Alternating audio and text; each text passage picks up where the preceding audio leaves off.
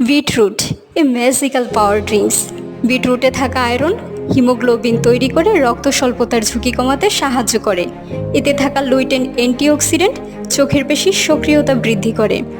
এর মধ্যে থাকা রাসায়নিক উপাদানগুলো মস্তিষ্কে রক্ত চলাচল বাড়িয়ে দেয় এবং কর্মদক্ষতা বৃদ্ধি করে।